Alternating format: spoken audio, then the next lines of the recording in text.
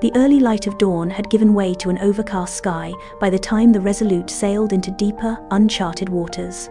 A cool mist hung over the deck like a silken shroud, and the once calm expanse of the Atlantic hinted at secrets best left undisturbed.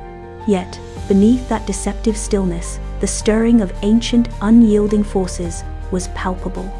Afonso da Silva stood on the quarterdeck, his gaze fixed on the endless horizon. Memories of Lisbon's sunlit harbour still danced in his mind, but here, amid the vast, rolling sea, the weight of uncertainty pressed on him. Alongside him, Isabela de Souza consulted a weathered astrolabe and a meticulously charted celestial map. The instruments, crafted with the precision of a scholar and the artistry of a navigator, whispered of approaching turbulence. A low, ominous rumble broke the morning calm. It began as a distant growl, a sound that seemed to originate from the very depths of the ocean. The crew, many of whom had spent years under gentler skies, exchanged uneasy glances. Mestre Lorenzo, ever the voice of wisdom and tradition, murmured a prayer under his breath as he adjusted the rigging.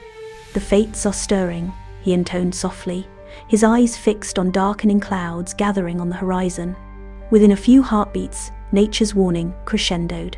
A violent gust of wind whipped across the deck, scattering loose cargo and sending the crew scrambling for secure positions.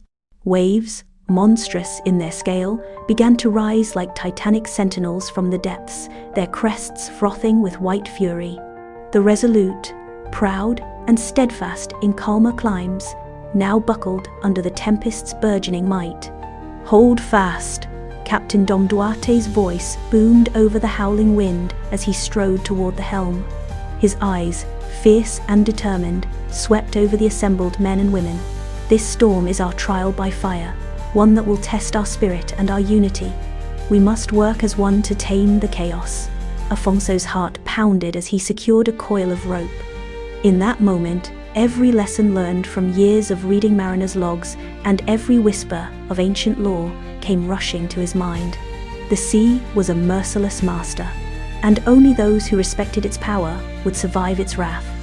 With steady resolve, he joined his comrades in their struggle to secure sails and lash down cargo. Above, the clouds churned in a frenzy of slate and charcoal, unleashing torrents of rain that blurred the line between sky and sea. The sound of the storm, an unceasing cacophony of crashing waves, creaking timbers, and shrieking winds, drowned out all other thought. Yet amid the chaos, Isabela's calm voice emerged like a beacon. "Adjust the angle of the sails. Trust the stars and the instruments," she commanded, her tone measured despite the fury around her. Her words cut through the tumult, instilling a rare serenity among the disoriented crew. Her knowledge of the heavens was not mere lore. It was the guiding light in this battle against nature. With a steady hand, she manipulated the ship's compass and charts, aligning them with the subtle shifts in the celestial dome. Below deck, whispers of fear and superstition mingled with the clamor of duty. Old Joan, his weathered face etched with the lines of many a tempest survived, murmured, "The gods have awakened. We are but insects in their grand design." His words, laced with both reverence and dread, resonated with those who believed that every storm was a judgment passed by unseen deities. The Resolute groaned as a massive wave, towering and unyielding, surged toward the ship.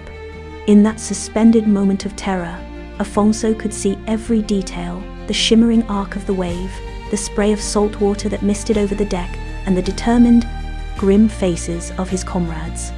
The roar of the sea was deafening, a primal force that seemed to tear at the very fabric of reality. Time itself appeared to slow, as if the storm wished to etch this moment in the annals of fate. In the midst of this elemental fury, Afonso found himself locked in a silent struggle with nature. The ship pitched violently, and for an agonizing moment he felt as though he were falling into the abyss. But then, a firm hand grasped his arm, a reminder that he was not alone in this fight. It was Isabela, her eyes alight with both urgency and unwavering determination. "Steady, Afonso!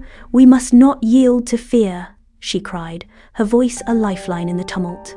With the combined strength of the crew, orders barked and obeyed in the language of survival, the Resolute fought against the relentless assault.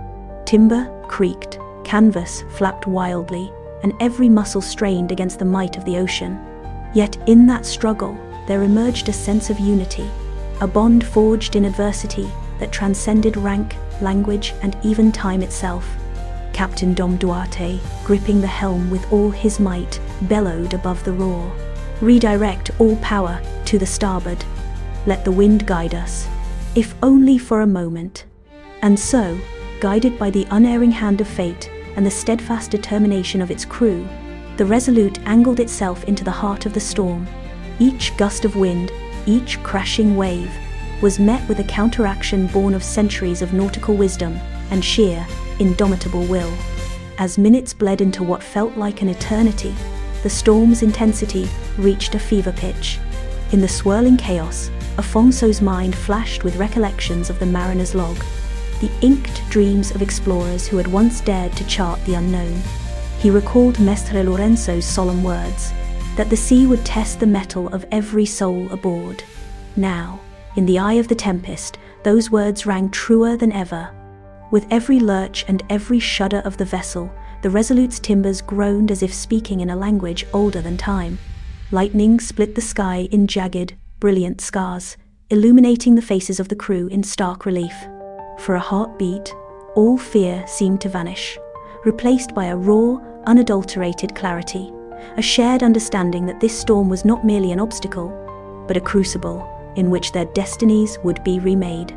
Isabela, her hair plastered to her brow by the driving rain, readjusted the ship's charts. "The currents here are treacherous," she murmured, her voice almost lost amid the clamor. "If we are to survive, we must navigate by both star and instinct." Her hands trembled not with fear, but with the intensity of purpose. In that moment, she embodied the very spirit of the age of discovery, a mind unshackled by convention, ready to harness the wisdom of both science and intuition. Then, as if the heavens themselves were intent on testing their resolve to its very limits, the storm unleashed its most fearsome blow. A colossal wave, a living monument to nature's fury, surged forward. The ship's prow shuddered as the wave crashed over it, drenching every soul and threatening to capsize the vessel. In that critical instant, time slowed, and the collective heartbeat of the crew was laid bare, a silent prayer offered to gods seen and unseen. Afonso's thoughts narrowed to a single, piercing clarity. Survival depended on every man and woman on deck, united against the overwhelming force of nature. He shouted over the cacophony, rallying his fellow sailors with a fervor born of desperation and hope. "We are the children of the sea. Hold fast. Our destiny is written, not in fear, but in our defiance." In the ensuing moments, as the wave passed and the Resolute staggered back into its course, a hush fell over the battered deck. The storm's fury seemed to recede just enough to reveal the profound silence that followed, a silence laden with both loss and the promise of renewal. The crew, their faces etched with exhaustion and awe, began to regroup and assess the damage. Though the ship had suffered greatly, the unspoken realization that they had survived this trial kindled a renewed sense of purpose. In the ship's quiet after the storm, Afonso and Isabela found themselves side by side, their eyes meeting in a moment of shared understanding. There was no need for words. The look they exchanged carried the weight of 1,000 unspoken promises. Together, they had stared into the abyss and returned, forever changed by the storm's relentless embrace. As the Resolute resumed its course, cutting through the now calm, slate-grey sea, the horizon began to hint at the promise of new adventures and further mysteries. The storm, though it had passed, had left its indelible mark on every soul aboard. It was a reminder that the journey of discovery was fraught with peril, and that every voyage into the unknown demanded not only courage, but an unwavering trust in the bonds forged among those who dared to dream. Thus, with hearts both heavy and hopeful, the crew pressed onward toward lands unseen, histories waiting to be written, and destinies intertwined with the vast, eternal ocean.